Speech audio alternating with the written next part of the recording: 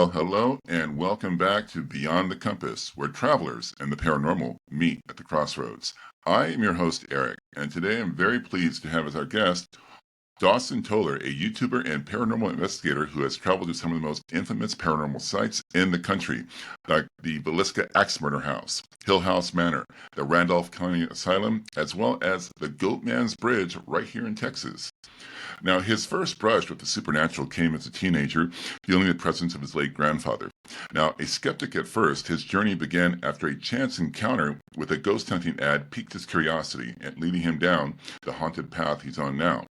With a commitment to authenticity, Dawson emphasizes a no fakes policy on his channel, using a mix of traditional and experimental methods to connect with the spirit world, often teaming up with other well known investigators to explore and document these paranormally active locations. So prepare to dive into the stories, techniques, and creepy experiences that have defined Dawson's journey and hear firsthand why he keeps returning to places where the veil between worlds is just a little bit thinner. Hey, welcome to the show, Dawson. Hey, how you doing? Thanks for having me on. Oh, thanks for coming on. I really appreciate it. So let's just dive into it from the beginning. I love that you actually started out as a skeptic. Can you tell us more about that first public ghost hunt that you went on, and what was it about it that kind of got you hooked on this? So, I wasn't like a skeptic. I never thought that it wasn't real, but I was more just like, no way. Like, you can just go. I didn't know that it was like a thing that you could go do. I didn't know that there was things like devices. I thought it was just some people had a ghost in their house or something. So, I was very skeptical about going to haunted places, and after this ad popped up for like a public ghost hunt, it was in like North Carolina and I was in Illinois. And I was like, well, I'm not going to go there because, so I started looking, okay, where's a haunted place near me? And I just started looking into things. And at this point, I didn't even know YouTube ghost hunting was a thing. Like, I was so oblivious. I literally thought that, like, I was going to be like one of the only people to post a ghost hunt on YouTube. I had no, I never watched the TV shows, nothing like Really? that.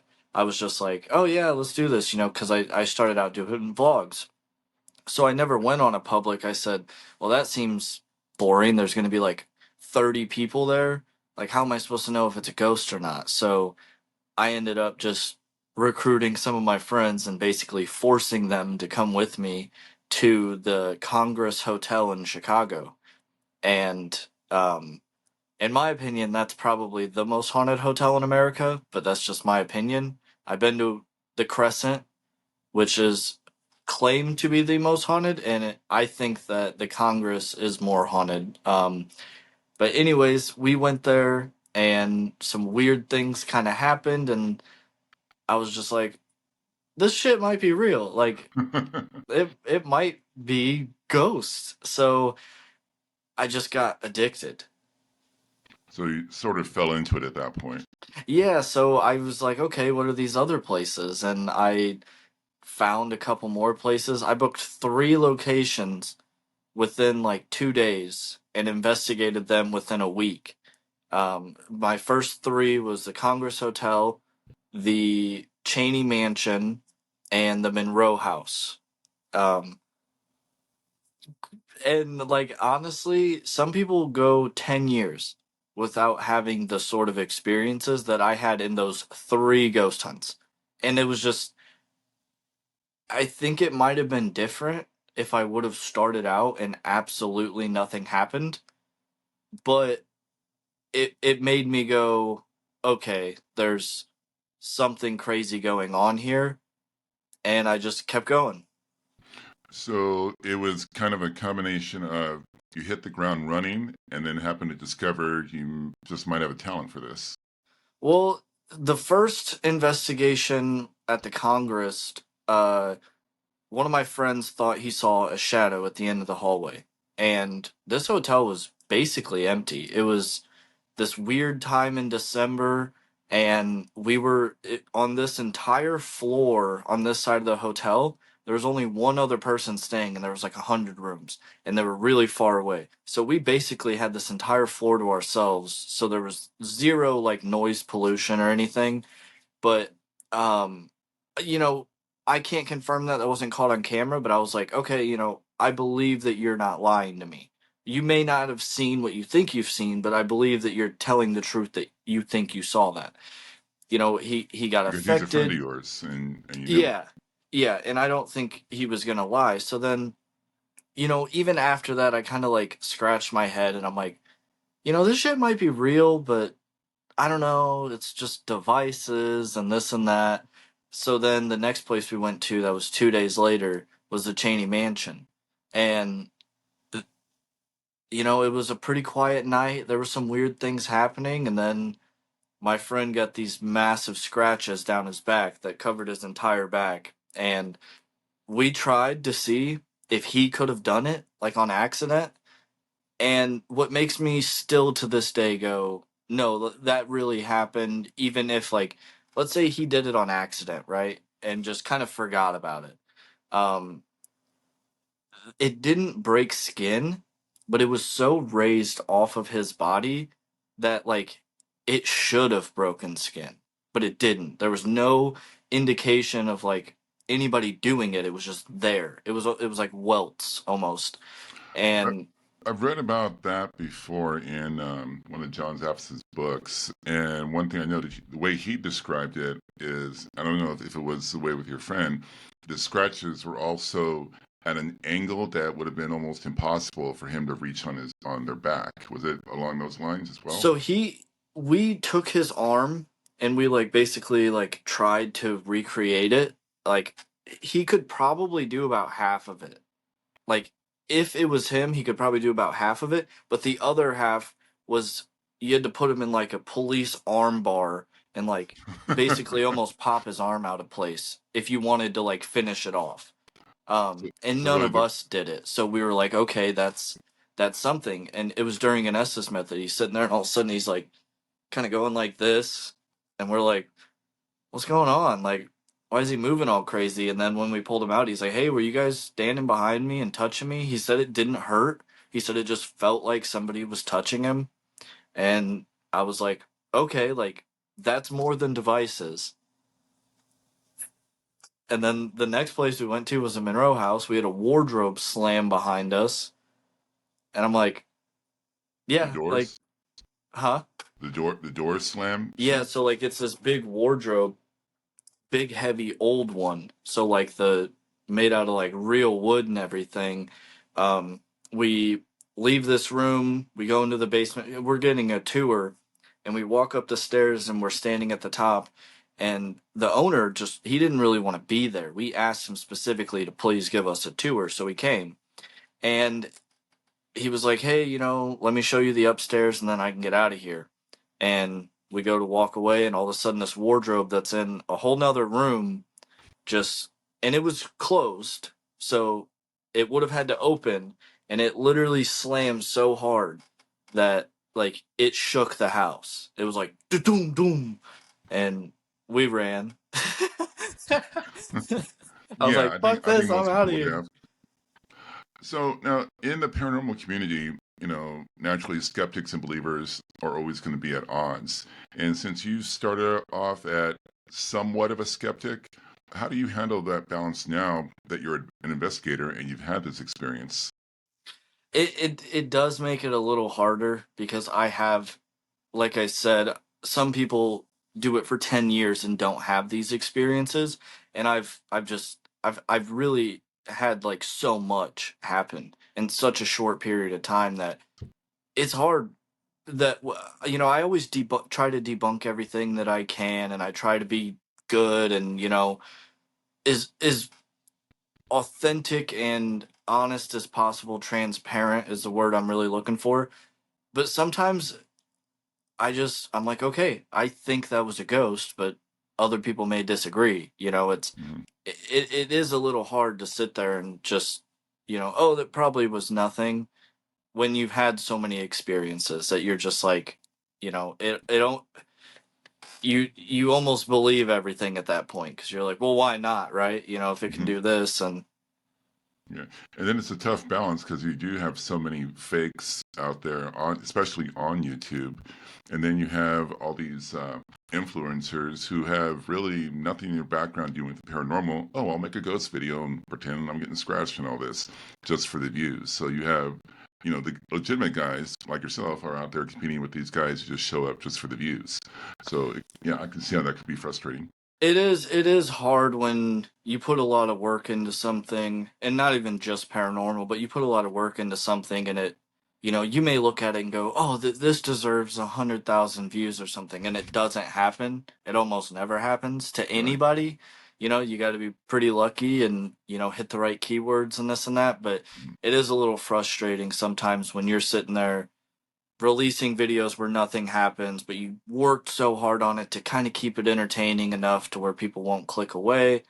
And then there's people just everywhere they go. It's everything every paranormal claim in the world happens in one video every single Mm-hmm. week, and And they run into a demon every time. Yeah, I mean yeah. those are the ones that are like, come on, let's be real here. Well, I will say about that is I agree that the demon word is way overused on YouTube, especially. But there are, in if you're a religious person, the belief is that you cannot communicate with human spirits. So everything that's paranormal is demonic. Mm-hmm. So to a certain extent, some people may genuinely believe that everything that they're talking to is a demon. Um, Okay, but most of these YouTubers aren't like that. They're just but no, but that is an interesting perspective. I haven't looked at it that way. Because religion is not something that's really widely talked about on these paranormal YouTube videos. As far as like personal beliefs, and if someone comes into it with that mindset, not that there's anything wrong with it. Everyone has the right to their own beliefs, but that is an interesting way to look at it. I've never thought of it that way. Hmm. yeah. Okay.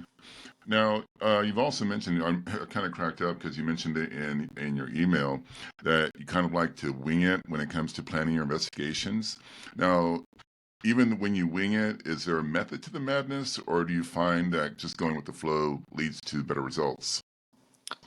Uh, I don't know. I feel like in anything in life that I try to plan out just sucks. Doesn't go the way you want it to go. It doesn't because you put expectations on it, and so I just like I'm looking for a place to investigate tomorrow. I can't find anywhere, and I'm like, well, I'll figure something out. So tonight I'm just gonna do some research and go figure out a place tomorrow maybe to investigate. I don't like to think too far ahead. I'm just like, yeah, I want to investigate, so I'm gonna go investigate. And it's a little annoying for people that I do collabs with, I'm sure, because they're like, yeah, we can do this December 22nd, and I'm like, I don't know what I'm doing Thursday, like, you know. So I'm sure it's a little annoying for people that want to collab with me because I'm very just, oh yeah, I could go do that this weekend. Let me go do that. But so far, you've seemed to have some luck with it. So, I mean, if it works for you, it works for you. Yeah, I mean, yeah, like I said, I think that whenever I plan anything out, it just goes to hell. So I'm like, I usually, obviously I plan out a little bit. I pay for the place and then I go do it, but I usually don't put a week between something. Too much could happen in 7 days. I like now. Do you think that certain spirits seem drawn to particular types of people? I mean, have you ever met someone or had someone with you who seemed to attract more activity than usual, or do you notice that is that something about yourself? It does seem like when I go to places, things happen. Um, then I went on like a dry streak for a while where I had nothing really. Nothing that I was like proud of. Like, yeah, sure, there were some things that I thought were really cool and interesting, and maybe I couldn't necessarily debunk, but it doesn't mean nobody else can.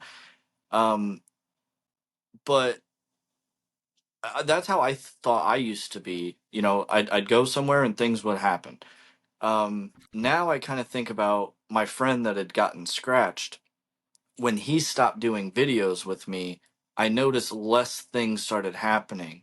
So when I was staying in this place for 3 days by myself, and on day two, I was throwing a birthday party because I had went there once before and we had this ridiculous Estes method. I don't know how you feel about it. I'm still like, not everything that comes out of it is a ghost, right? But it was a full conversation. It was like yes, no, the reasons why. I'm like, who's the president? Abraham Lincoln. I'm like, what? Like it was the craziest thing ever. And Yeah, the this I've yet to try the Estes method, but a lot of people I know swear by it. So I'm curious. I'll be honest. I can't really say a yay or nay on something I haven't tried yet personally, but I'm definitely interested in trying it. I'm actually sometimes looking it's into it good myself. and sometimes you kind of realize like okay, nothing's coming through. But we were doing this Estes and it was this little boy spirit that claimed, "Hey, my birthday's coming up," and I'm like, "When's your birthday?" And I'm alone, and then my little brother's doing the Estes method. He cannot hear me. February 14th, immediately. I'm like, "What the fuck?" Like, I asked for a specific date, and I got a specific date. Like this, it was seriously like the craziest thing the craziest Estes method I've ever had in my life.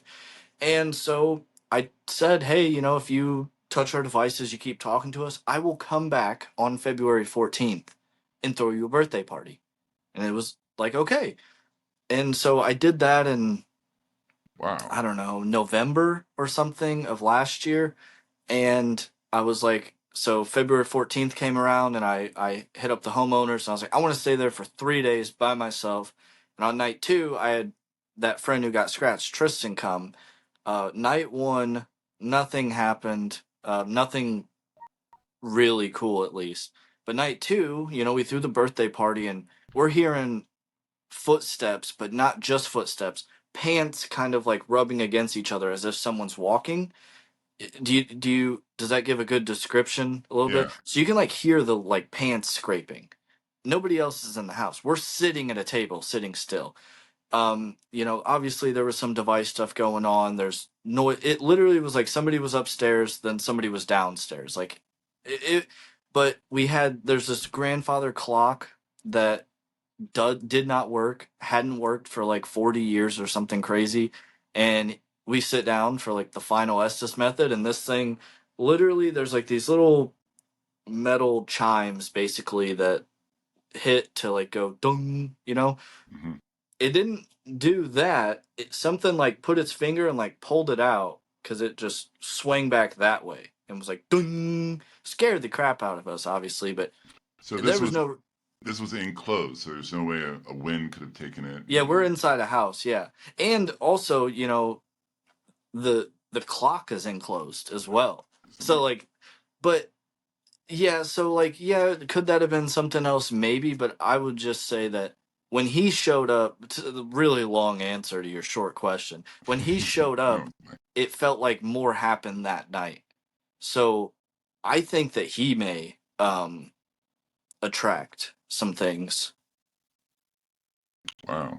Yeah. Oh, and for those of you listening or watching who may not be familiar with the Estes method, it's a very popular technique that's gained in popularity in the last few years, where you actually two people, at least two people, one person puts on a set of noise canceling headphones and they plug them into an EVP recorder. Also, they put blindfolds on. So once they have those earphones on and they plug into that recorder, that's all they're hearing. And they repeat whatever they hear from the recording. They can't hear the questions that the other person is asking sometimes in the next room. So a lot of people swear by that. And I know Ghost Stop has their own little Estes method kit that I've been looking into picking up for myself. So yeah, they use it as spirit box. Not a recorder, but um, many consider it a EVP because you're using the white noise and the frequencies and everything. But yeah, you use the spirit box and then you blindfold, and the idea is that you're sensory deprived. Well, really the only sensory that's deprived is your vision and the fact that you can't hear anybody. Mm-hmm. But the idea is that you don't get confirmation bias because you can't hear the questions. If you're under, you can't hear the questions. So you're not going to hear like a and think it just said yes or um and it's really it's cool. I don't think it's always a ghost, but I've had some interesting times with it where I'm like, this is a full conversation. Like, there's no doubt about it. And what piques my curiosity, especially about the Estes method, is because I'm a fan of the old school paranormal investigators, Edna Ray Warren's era, Hans Holzer's era, and the Estes method seems like something they would do because it's very limited technology, very limited technology you're bringing into the issue. Whereas, you have an SLS recorder or a screen and all this other high tech stuff. The simpler the better. I mean, some of those old timers still work with the tape recorders. And what I like about the Estes method is it's so one on one. It's not super technical, and therefore your results could be much better. Yeah. I think there's something too, just kind of going into a meditative state and trying to talk to the dead, essentially. It's more of like an intimate thing, And especially if it's just two people, one under, one asking the questions. It feels like a very intimate thing. This person's like in a meditative state trying to listen for whatever you're asking essentially, questions. yeah, essentially opening themselves up to Yeah. speak to a spirit. Yeah, I always put my finger on the antenna, and I always tell people that I do the Estes method to put your finger on the antenna and be the antenna. Um, there's Wow, I really like no that. science behind that, but Oh, I be like it. the antenna. That's deep. That's deep, Dawson. Be the antenna. That needs to be your Yeah, next T-shirt for your merch. yeah, be the Be antenna. Yeah, be the antenna. People are like, what? yeah. People So be like, "What now, the hell's he talking about?" so when you're investigating, do you find that there are particular questions or ways of engaging that get more responses than the others? And for you, have there been any go-to questions that have worked for you? I so I'll just say that I can't stand provoking and being a dick. I hate it. I think it's temporary results. I think if anything, you might piss something off enough to do one thing, and then it's not going to talk to you. You can't be a dick and then the door slam in your face. Thank you. Could you do that again? No, they're not going to do it again. You were just yelling at them. You were calling them a pussy or something. Like so I don't like that. Have I done it? Yeah, sure, a little bit. More antagonistic instead of like more like, oh, you can't knock a ball down the stairs. You can't do that. Almost Stuff like, challenging them. yeah, more than just like provoking. But I mean, when I go into it, I just kind of wing it. I just, hey, my name's Dawson. I just want to get to know you. If you want to get to know me, you can tell me about you. I'll tell you about me, and let's have a conversation. Not here to hurt you, not here to get rid of you, stuff like that. And I mean, doesn't always work, but I feel, in my opinion, I believe that these things, or most of them at least, were people too. And Mhm. you're not going to have a conversation with someone who's not talking to you or is being a dick. You're going to walk away. Like, if me and you were having a conversation, you're just being a jerk, am I going to sit here and keep talking to you? No, I'm going to go away. Yeah, and even So, like when just for the viewer, for the viewer's perspective, you're looking at a guy screaming his head off in an empty room. I'm like, that gets old real quick, just for me, you know. Whereas if you see someone taking their time and actually trying to open some kind of communication, there's something different. I mean, so since you've been doing this, have you yourself developed any kind of personal beliefs about what may keep some spirits stuck in one location? I mean, are there any kind of common threads you've noticed? I, I'm not an expert. I think anybody that calls themselves like a paranormal expert is probably the least paranormal expert.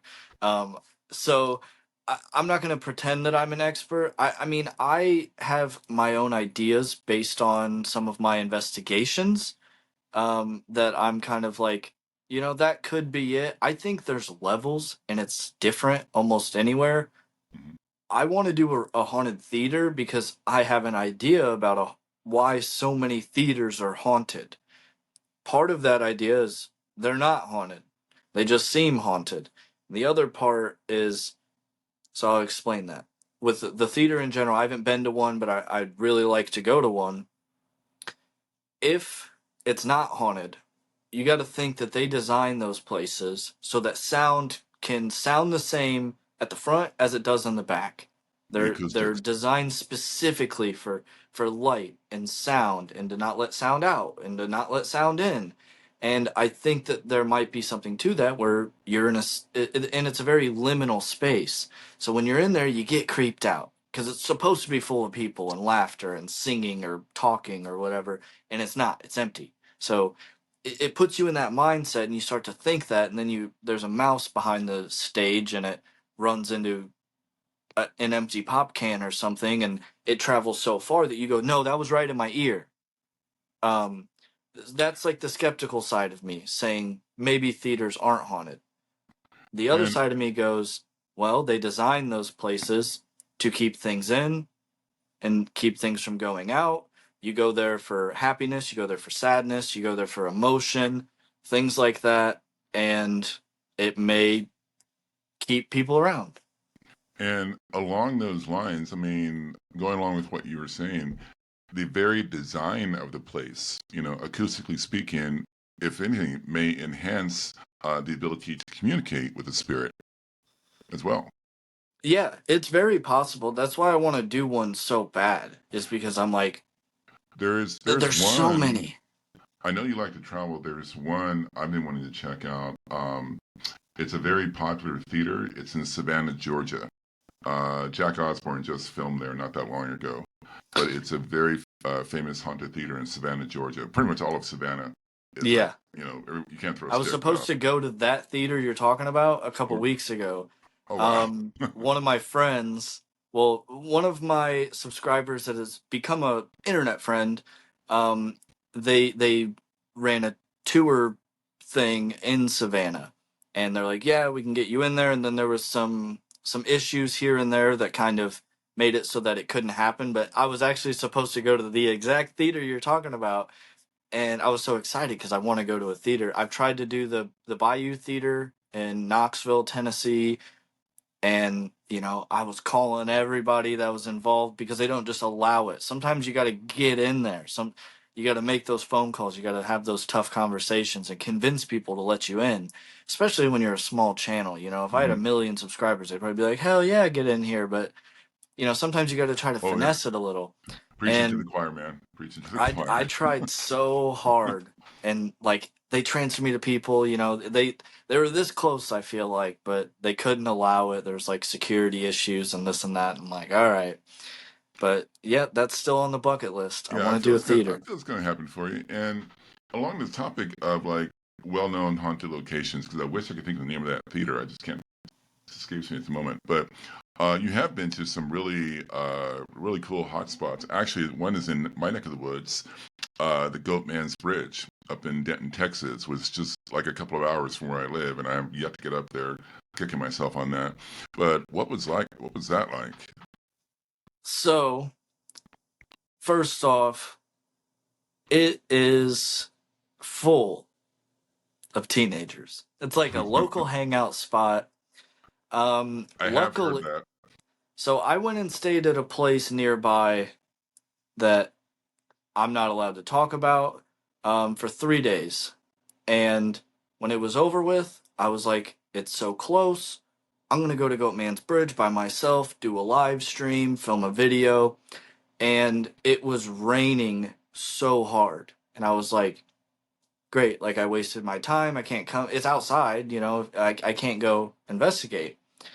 And as soon as it stopped raining, I was staying at a hotel like 2 minutes away, and I said, okay, I got to go now because nobody's going to be there because it was raining. And if I want to be alone there and not have as much noise contamination, I got to get going.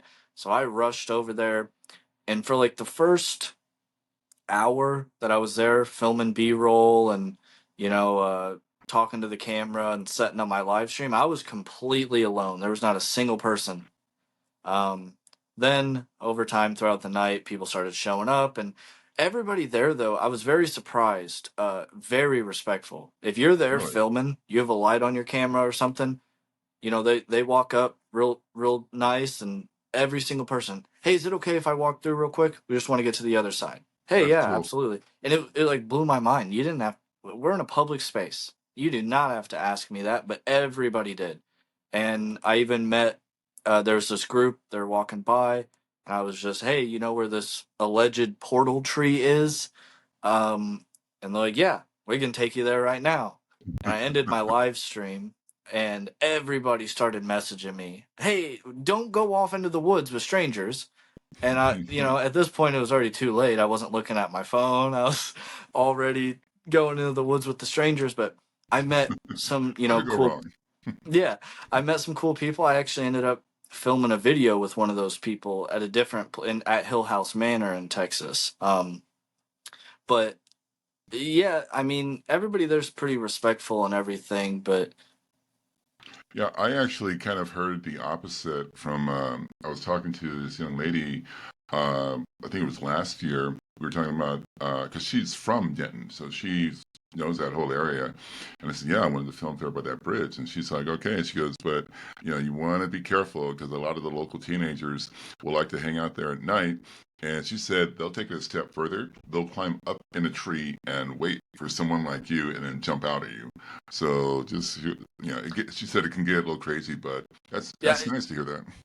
I mean, uh, hey, that could very well happen. Don't go there thinking, hey, Dawson said it's all good, and somebody jumps out of a tree on you. But maybe I just went on a good day.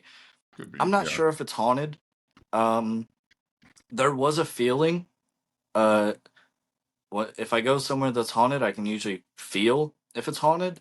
I've been to plenty of places where I didn't feel anything. Probably not haunted type of thing. I I feel like there is something going on there. Oscar Washburn never existed. That Right, story is technically not real. right. Um, but I do believe in egregores manifestation. I think hundreds of thousands of kids over the generations have shown up here scared that there was a demon And by the name of manifested it. Goatman, and you could create that. You called it an egregore. Is that Yeah. is that along the lines of a tulpa? Of a what? A tulpa. Tulpa, I believe, is from Indian mythology. I'll have to double check that once. I may have to correct myself with a caption below, but tulpa is essentially the same thing. It's a thought form that manifested because so many people believed it was real, and it became Yeah. real. So yeah, that also some people just kind of call it the Philip experiment. I don't know if you've ever heard of the Philip I experiment. I heard of that recently. Yes. Yeah, it's basically the same thing, they uh it's a very interesting thing. I think that you can kind of like manifest something into existing. It's a very good cop out. Hmm. People it's very easy because people are like, hey, well, this stuff doesn't exist. It shouldn't even be haunted. And it's, well, egregore. And I understand that it's a cop out.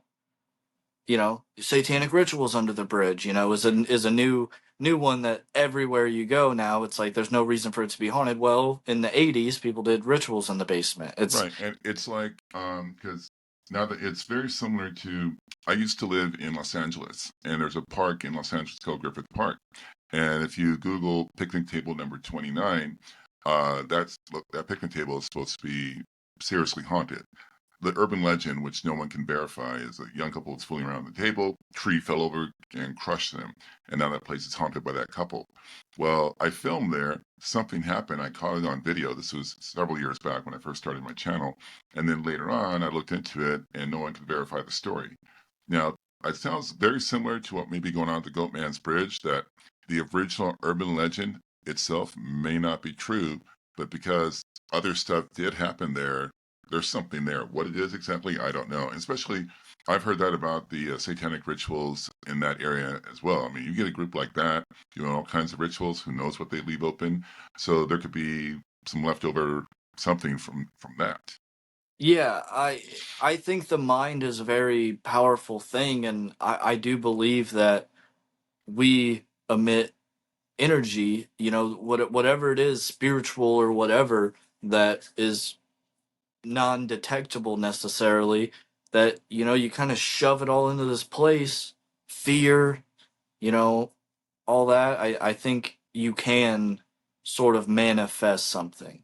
um it's very possible. Or you know To me, it just doesn't make any sense. Because why are people having these things happen? Because not everybody is faking it. Hmm. Like, are some people just misidentifying things? Is the bridge even haunted? It may not be, but with the amount of people that go there, Ouija boards, messing around, they're scared. I mean, there is actual evidence of people doing these said rituals under the bridge and everything. Very well could be haunted now. Maybe back in the like 30s, whenever the story started, it wasn't. But So where do you, when you mention it right now, a little off topic, but where do you stand as far as using a Ouija board?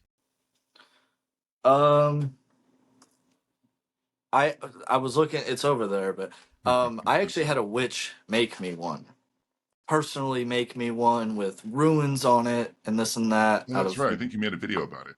yeah, I was going through some of your videos. I saw that title, but I hadn't watched it yet. yeah. That video. There's only like one thing that happened. It was on a live stream, but yeah, that video you don't have to worry about watching it. But anyways, yeah, so I posted on like a Facebook page, one of those like haunting Facebook pages, and I said, "Hey, I'm looking for a witch. Would love to talk about a potential collaboration on something." And somebody messaged me, luckily, because somebody like 5 seconds after the post was made messaged me, but somebody else like 10 seconds after said, "This is suspicious. I'm reporting this." And the post was taken down, and I was banned from posting on there. And I was like, it's not suspicious. I mean, but whatever. So yeah, this woman made me this Ouija board. I tried it out. Nothing happened. I'm not against it, but because I do believe in like poltergeists and stuff. So like, can it move a physical object? Sure. I there's science behind why it moves and why nobody thinks that they're moving it, but they really are. Ideomotor effect. The Yeah, something like that. involuntary reactions that you have that you consciously are not aware of. Yeah, that's because everyone, the skeptics, always mention that. And I had a personal experience. Actually, my first paranormal experience was actually with a Ouija board that I made myself out of a donut box, and I was like 9 or 10 years old, and I made a little planchette for it and everything. And I asked whatever we were talking to if they could hold it in place. So I turned it over, and it was held in place. And then we closed it out, my sister and I, and then I turned it over again, and the little planchette just fell to the floor. So, I get that it could be the ideomotor effect in some circumstances, but if I wasn't touching it at all, what held it to the board? You know, Yeah, I think it's possible. I definitely think it's possible. But yeah, I'm not a fan of like, don't do a Ouija board because you're opening a portal or anything like that. But I definitely think, especially they've had Ouija boards since the late 1800s. oh yeah, they've been If around somebody for. is a spirit from the 30s, they know somebody's pulling out a Ouija board. Who knows? They might walk up and try to mess with it with you because they know what it is. So I'm on when the Ouija board. I'm on the fence about. I am not 100% against it, but it would have to be very controlled circumstances with people who have are using common sense with it or mature. Okay, if they're going to get crazy with it, no, good luck, but no. But yeah, it would really depend on the people I'm with if I would use one personally. I had one experience with a Ouija board, but I mean, it wasn't anything. We were kids, we're messing around, and my brother's dad, I'm pretty sure he never confirmed it. I actually just asked him like a year ago if he did this, and he's like, I don't remember. But we're playing with the Ouija board, and the power just completely shuts off in the room that we're in. And, you know, of course, we're like, ah! But I always was like, yeah, he just flipped a breaker messing with us because he knew what we were doing. He says he doesn't remember doing it, but I don't believe it was a go. It could have been, but that was my one like Ouija board experience. Somebody fucking with me, pretty much. There's actually a viral video on social media. It pops up on Instagram, and it's a guy filming his hand at the switchboard, and the caption reads, "Waiting, my little sister's using a Ouija board with her friends in the other room." And so at the key moment, he turns it off, and you hear all these teenage girls screaming. It was hilarious. That's because I Yeah. would do that. I would do that to my sister. Yeah. No. Okay. Yeah, I So actually have seen that. That video is hilarious because I think he does it like 3 or 4 times. yeah, They're like, "Can you do it again?" And he's like, "Yeah." that was yeah. That's really funny. Now I got a couple of like outside the box questions, and then we can wrap up. So this might seem kind of odd, but do you think spirits ever try to protect us? I mean, have you ever had an experience where it seemed like a spirit was either guiding you or trying to warn you about something? Oh, it's a tough one. Um, I believe that spirits can try to help you and guide you. I'm not 100% sure if I've ever had an experience that I can just like pin down as, like a family member or, guardian type of thing was trying to help me out. I don't know if I've ever had anything like that. I will say I've had a really beautiful experience one time where there was clearly this spirit was we weren't reaching out to it, it was reaching out to us and wanted our help, and it was like the most beautiful thing I've ever experienced in my life. It was just nonstop. Like it was like like a fake ghost hunting video. Like that's why when people are like, "Well, that stuff doesn't happen." Sometimes it does, Oh because yeah. I've experienced it where every single device goes off pretty much the entire night. I saw a I was scrying into a black obsidian crystal ball doing the Estes method, and during it, I say like something like, "Hey, watch Dawson, this is me." And while I'm looking in the ball, I watched this white mass run behind my chair, and I jumped up and freaked out.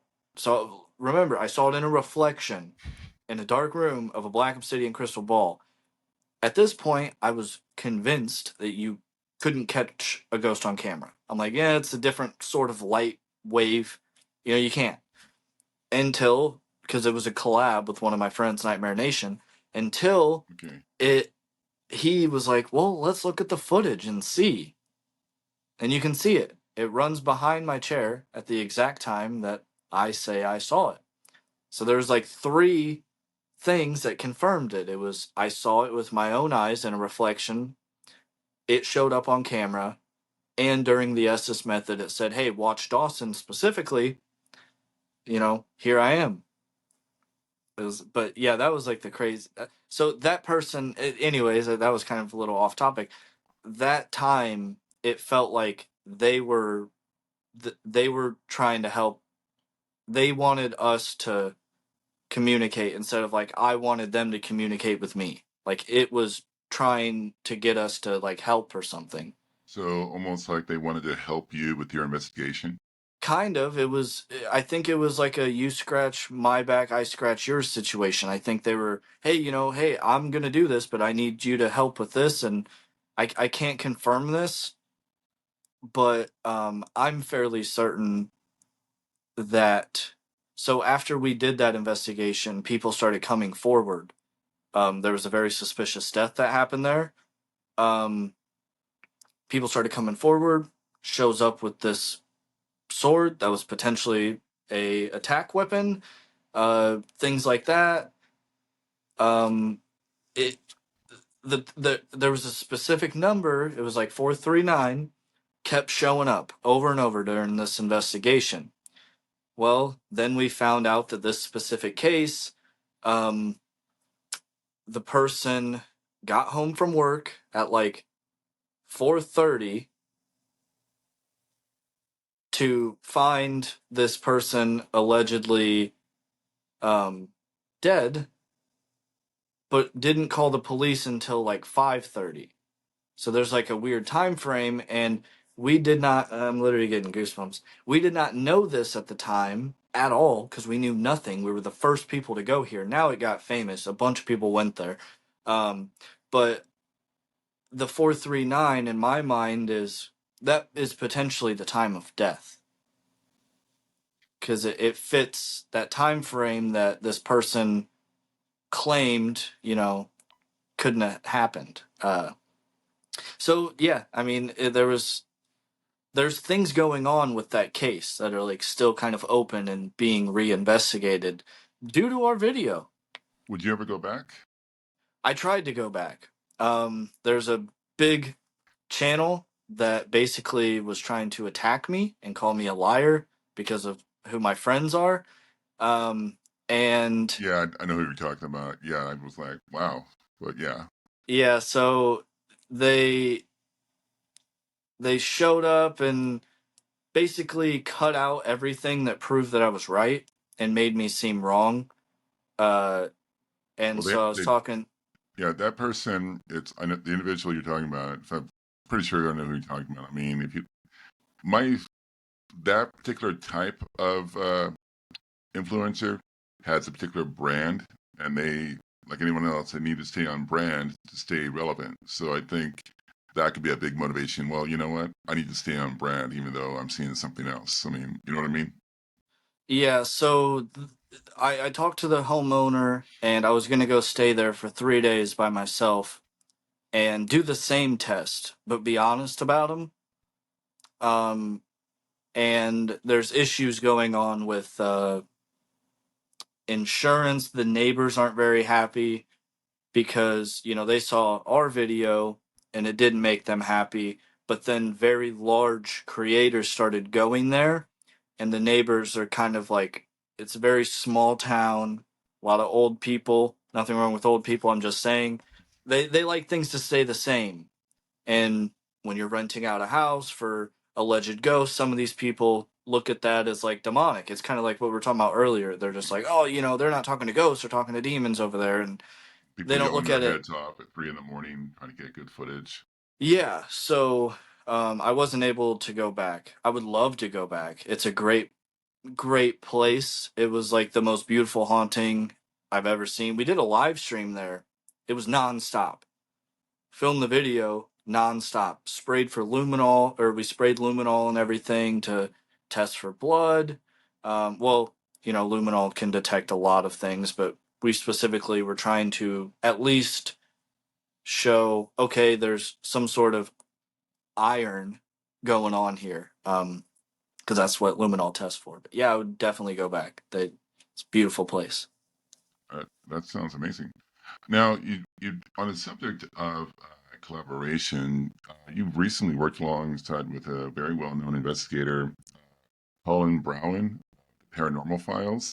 When I saw that video pop up a day or two ago, I'm like, no way. Okay, cool. It's like watching it. What's it like collaborating with others who share your passion for the paranormal? I mean, do you feel that working with other investigators brings out more activity? Um, I think different mindsets can help for sure. Working with him, he is one thing I'll say. Uh, I was expecting sort of like an ego, not necessarily bad. I wasn't expecting to have a bad time, but you have over 1 million subscribers. You expect a little bit of ego, stuff like that. No. Most down to earth. You would never know that he was big, celebrity essentially. Nicest guy ever. So that was really cool. I had a lot of fun. And, here's a little never told anybody. So we plan on doing it again. Awesome. Um, so yeah, Like and that. working with other people is great. I do a lot of things alone, and I'm a pussy. I get scared in these places. It's scary. People are like, "Why'd you run away? That's what you're there for." Well, you have a freaking wardrobe slaying behind you. You're running away. So I like to do collabs not only to help the growth of my channel, but to help the growth of their channel to um, get different perspectives, things like that. I just like to have a good time. Plus, it's always fun when you first meet somebody and you're like, "Hey, you want to do this really fucked up challenge I just created on the way here? Like, never met you before, but now we're going to handcuff you to a radiator in a basement alone?" Yeah, because I mean, especially when you like work with, I feel like I say we're friends now because they're both such sweet people. Lauren and Thais. Shout out to Lauren and Thais of WTL. I mean, they're just absolute sweethearts. And the video, you've done a couple of videos with them, I believe.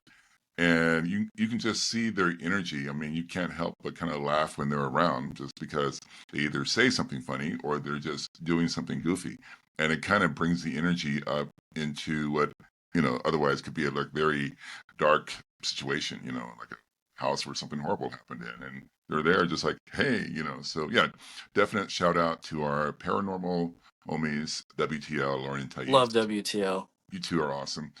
Um, no, that's really cool. Yeah, because Colin Brown is a little something about him. He doesn't look exactly like him, but something about him reminds me of my brother-in-law.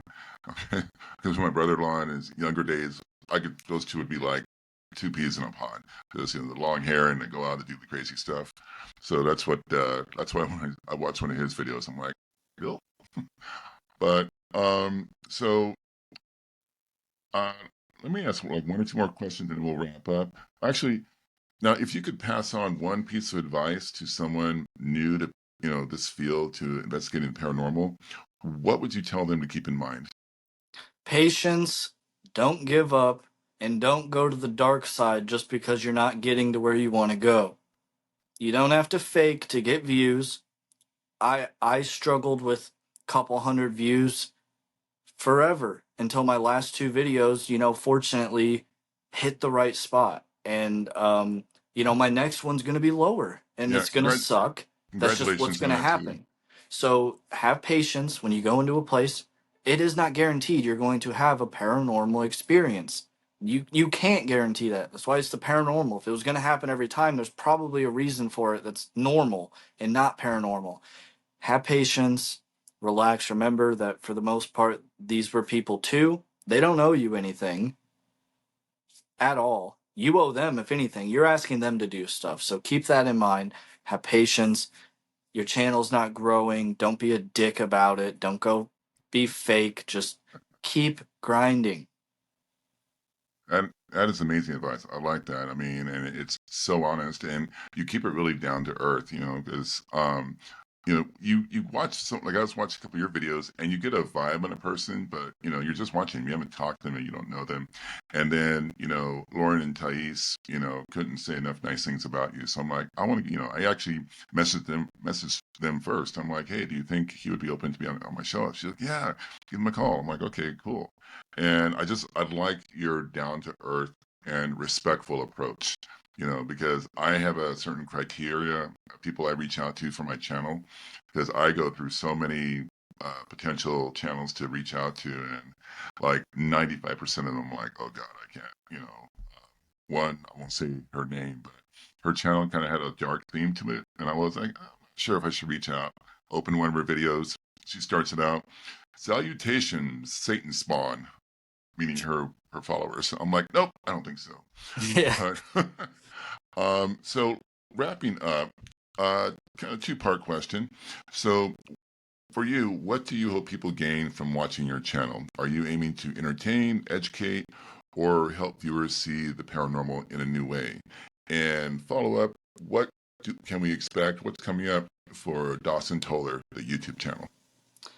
So, what I do in my videos, I just film myself going to these places, doing whatever, and what you see is kind of what you get, Like, obviously, I have like sound effects and music, and there's some editing going on there, with especially when I do histories or like kind of the intro and stuff. And, um, but for the most part, I try to just keep it like this is how I'm investigating. What you're seeing is like what you get. Yeah, sure, there's some dead air cut out and everything, but I just try to, hey, you guys like people out there like ghost hunting stuff, so come watch me get scared and do cool stuff. I do want to be entertaining because, no one's going to watch a boring video. So I try to keep it entertaining. I don't like to release anything that I won't watch because if I can't watch it, how am I going to sit there and I put a high standard on it, I guess. But also, I want people to understand that sometimes things don't happen, and that's okay.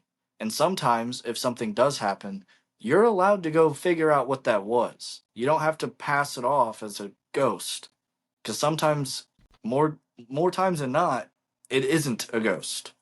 So I kind of it's a mix. I just basically, hey, come watch me ghost hunt.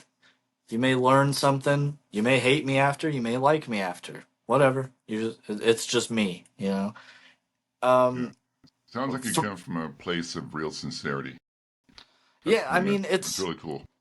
it's fun, and I like to have a good time when I do it. And yeah, sometimes I get scared and I yell and I run off and stuff. But like, I'm actually doing that. That isn't made up. Like, Yeah.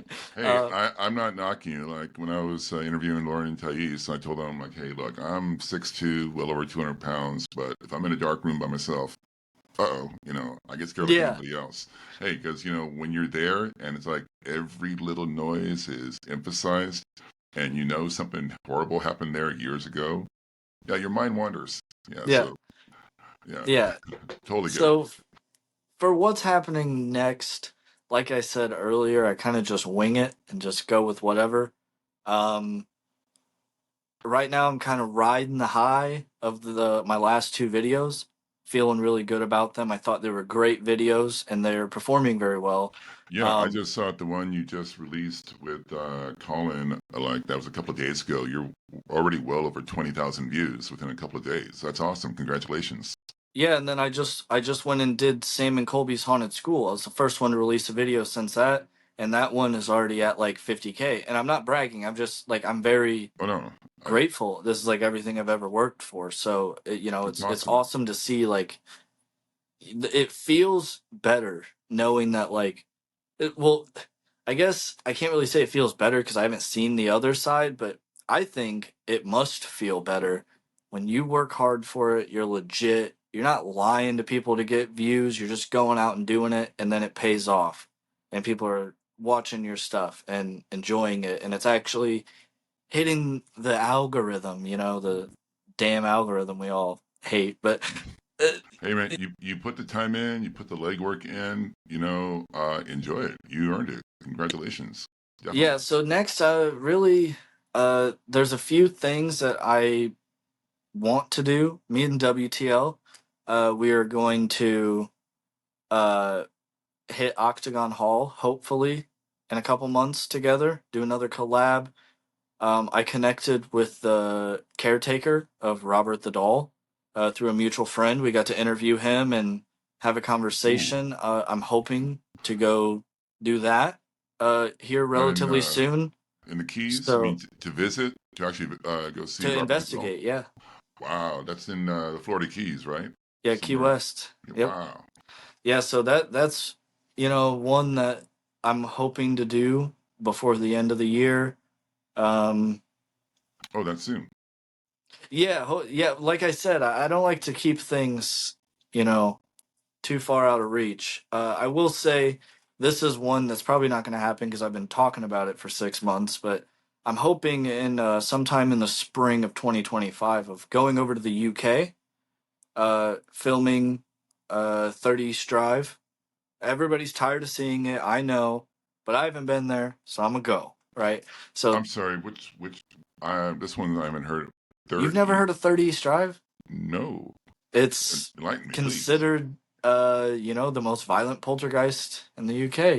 It's there's a movie on it called like The Black Monk of Pontefract, I think it's called. Um, yeah, so you can go there. That's a place I'm gonna hit. I want to hit at least one castle. Don't care which one it is. I want to hit a castle. Um, there's you know Pendle Hill, maybe even. There's a few places I want to hit, but I know for sure 30 Drive at a minimum in some sort of castle. Well, I do have a suggestion for you. Have you been to the UK before? No, I have a I passport though. yeah, dude, I went there once about 12 years ago. I had a blast. I was in London for about a week. I want to go back. I seriously, I want to make that my next international trip going back because I didn't have a chance. We didn't have the time before we left to visit Stonehenge, and I was so bummed. But there is a location you might want to look into. Might be along your lines. If I go there, I'm definitely going to check it out. Have you heard of Bold Street? Sorry. Bold, Bold Street in Liverpool, England. Apparently, this street is well known for time slips, where you're walking down the street and there have been so many stories for years about this particular street you're walking down, and all of a sudden it's like, okay, you're 100 years in the past. You turn around, you're back in present day. I mean, it's not just one or two isolated stories. There have been stories about this one particular street in Liverpool, England, Bold Street, where people have reported strange occurrences. Not necessarily a seeing a ghost, but just the feeling of, or you actually have stepped back in time.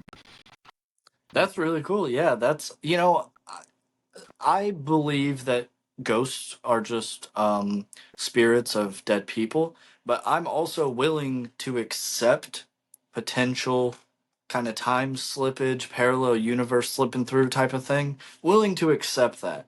I still think it's people, but that's one of those things that like I'm willing to accept. So I'm really interested in that. Oh, I forgot to say too. I would like to go fairy hunting. Well, that's the Um, place. England? Oh, yeah. Yeah, so yeah, they're not freaking real, right? But some people believe in them. They're like protected. There's stories. I want to try to meet up with an expert at some point and I don't know, go in the woods. I don't know what you do, but and Yeah, go, film like not really like a ghost hunting video. I'm not going to set up a REM pod probably, but go and kind of hear the stories and hey, this land is known for that. Sort of like a documentary type of thing. yeah, because you have sometimes they're called, I think, like fairy mounds, and sometimes a lot of them are at the base of trees. In fact, actually, uh,